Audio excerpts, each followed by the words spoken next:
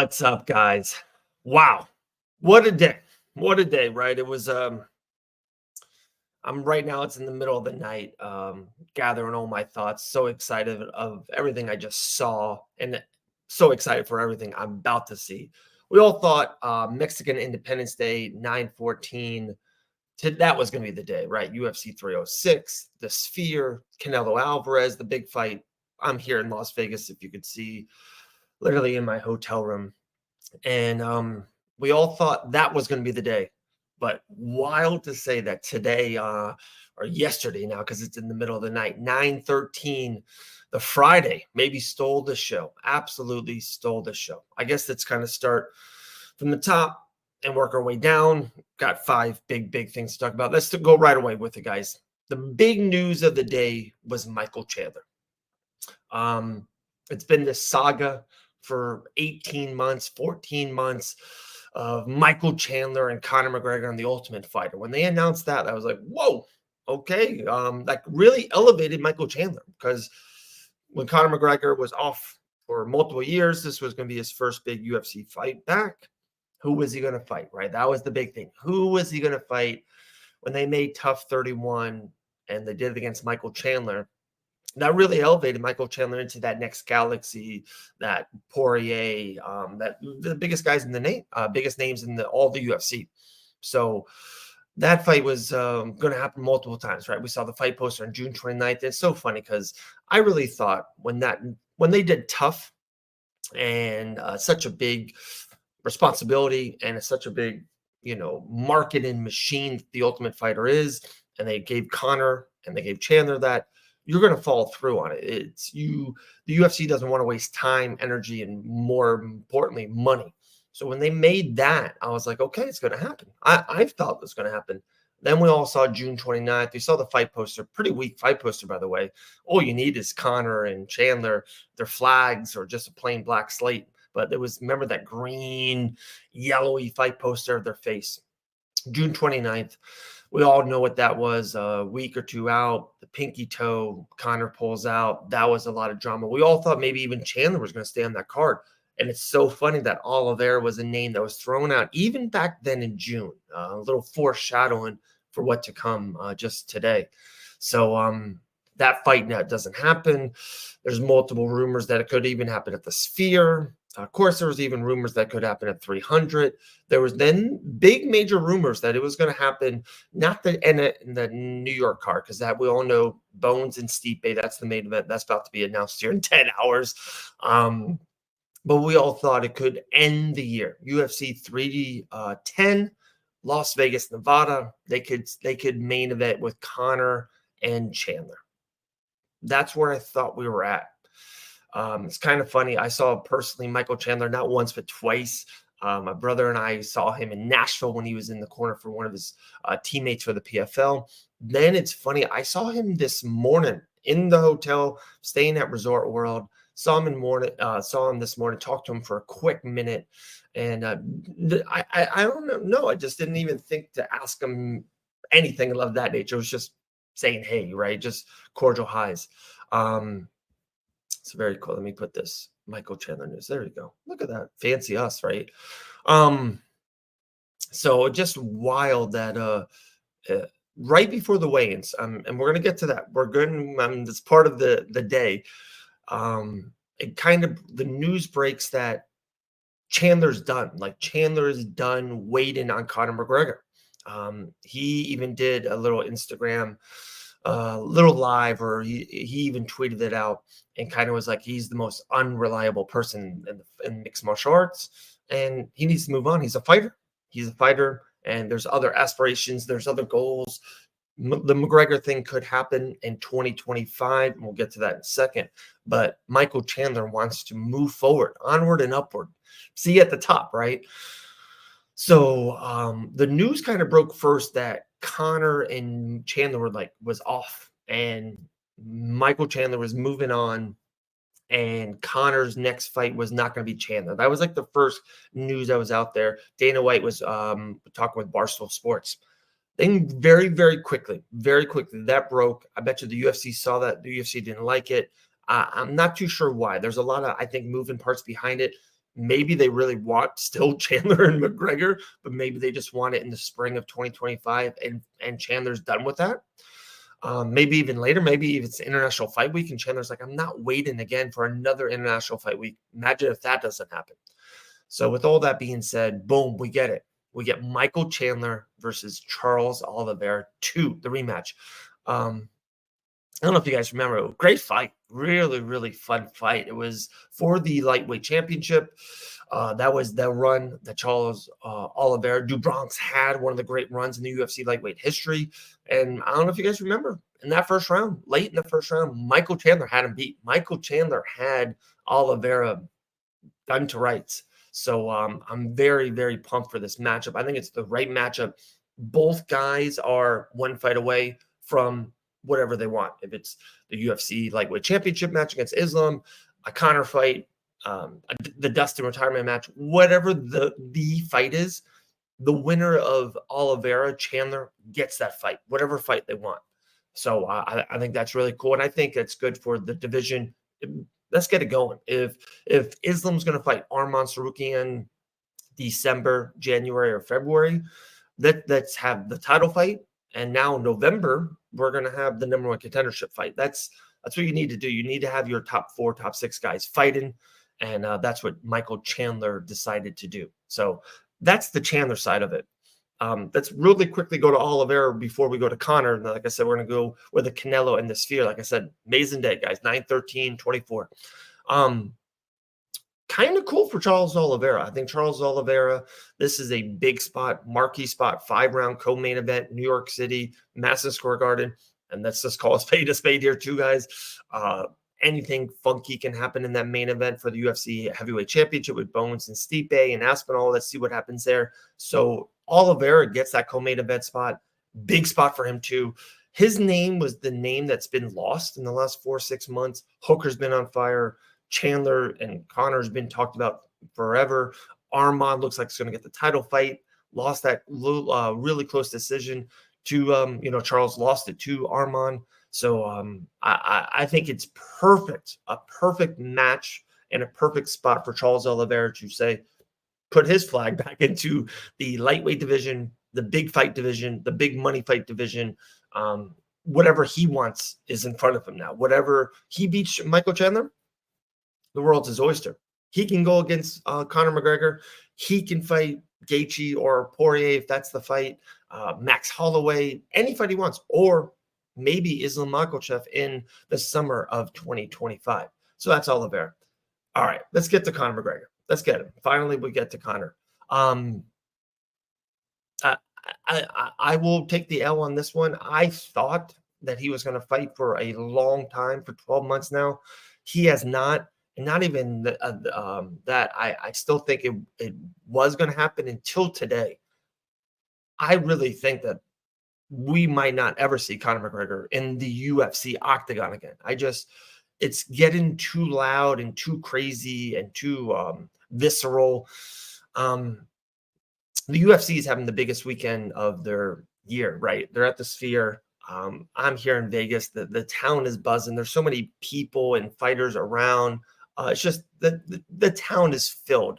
Positive mojo. It's the biggest star. Sugar Sean O'Malley's on the card. We got Alex Pereira's on the next main event. Jones is back. Islam's going to be coming back very soon. Where was Conor McGregor? Conor McGregor was in South Florida in front of a couple hundred people for a bare knuckle fighting championship. Like, I just think that's what he's doing. I don't think the UFC loves it. This is called that. The spade is spade. When you're under the UFC umbrella, they spend a lot of money advertising you, promoting you, pushing you, and the UFC knows that Conor McGregor's taking all that energy, all that momentum, all that money, popularity, all that, and is going this way to the bare knuckle fighting championship. And I don't think they like it. I almost think in a way they like putting him on the shelf. Why do you want to main event a pay-per-view with him, who will be talking nothing about bare knuckle fighting championship?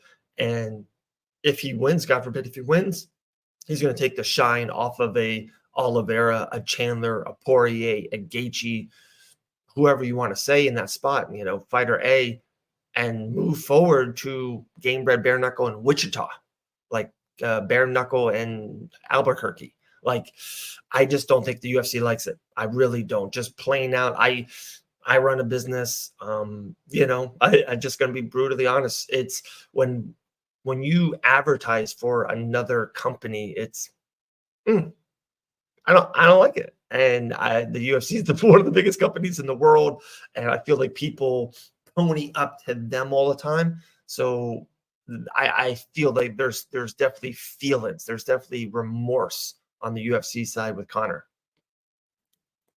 All right, so that's that. Let me hit the one more little news, and then let's go to the two weigh-ins. I'm here live in Vegas. I literally am looking at the Sphere right now. It's incredible. But the one last news I wanted to get to was Justin Gaethje. Justin Gaethje came out, said, "Hey, there's 4 possible names for me." He's golfing. It's so funny. He's a avid golfer. He named 4 opponents. Oliveira, one of them. Hooker could be the one. Of course, it was Volkanovski, which is kind of becoming a little tricky lightweight one. That I'm kind of intrigued with that one too. And of course, the 4th one is Dustin Poirier. And like I said, with there's no doubt about it. We had Elle Dawson kind of broke some news with Poirier about Colby Covington. That's the fight. That is the fight that I think Dustin maybe wants more than any fight, even the championship fight. I think Dustin wants the trilogy against Gaethje, and to one way or another, there's a winner and a loser of this trilogy. And I think Poirier can honestly really kind of wipe his hands and just move forward. And I think that's the fight to make. But the Gaethje Hooker fight is very, very intriguing. I'm not too sure about the Gaethje Volkanovski fight. I just don't know where that lies in the division. What does that do for Gaethje? Would Gaethje still be another big fight away? What does that do for Volkanovski? Is he going to become a lightweight? We know Ortega's coming up to a lightweight division. He said that.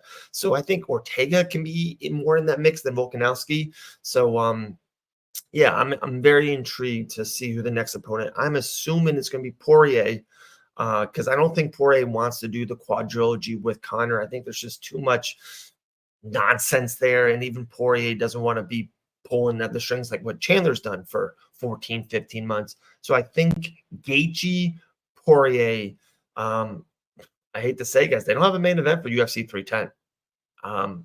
Is it going to be Bilal versus Shavkat? It could. They could do Bilal and Shavkat, Pantoja title fight. They could do, a couple fights like that, another really, really high-end fight, and kind of squeeze something together. But they don't have something for UFC 310. That could be Poirier and Gaethje, and that could be Dustin Poirier's swan song. So there's that. All right, so that's all the news. Chandler, Oliveira, McGregor, Poirier, Gaethje. I told you it was a big day. Let's get into it. 14 minutes. Like I said, I'm looking at the Sphere literally right there. Incredible room, incredible view of Las Vegas. And I was there at the UFC 306 ceremony weigh-ins. And it's been talked about for a long time, and we're so excited about what's going to happen tonight for UFC 306, and about the love letter to Mexico and the Sphere and what it's going to look like. Guys, it's incredible. Like, whatever you think it is, or whatever if you haven't been here and seen it and touched it and felt it and walked to the Sphere, it's everything and more. Like I said, I'm looking at it now, and it doesn't, from afar, it doesn't look as big as it is. It doesn't look massive. But when you walk to it, when you're standing next to it, you're like an ant. It is extraordinary. And then the visuals, we all know 4K and 3D and 1080 and all that stuff. The clearness and the colors that comes off the Sphere is incredible. So that backdrop, so they did the weigh-ins, ceremony weigh-ins. If you guys are watching this, you've seen, they had a nice stage, beautiful, artwork and everything of that side. But then behind it was the Sphere, and that's the show. Like, it is what it is. I hate to say it.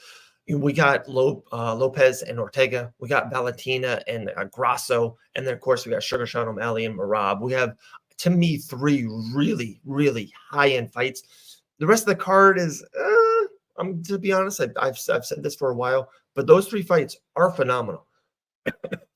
But no doubt about it, the main event of UFC 306 is the Sphere. The show is the Sphere. It's incredible. If you haven't been here to Las Vegas, come out here, see it, go see a show there, just go walk it. It is one of those things. It is a wonder of the world. It is everything and more. So hats off to the UFC, the Sphere. Cannot wait to watch it tonight. I'll be watching it on my iPhone. Why I'll be watching it on my iPhone? Because I will be live. We are covering the Canelo Alvarez Berlanga fight here, Mexican Independence Day. Boxing's been really, really good for us in Fight Bananas.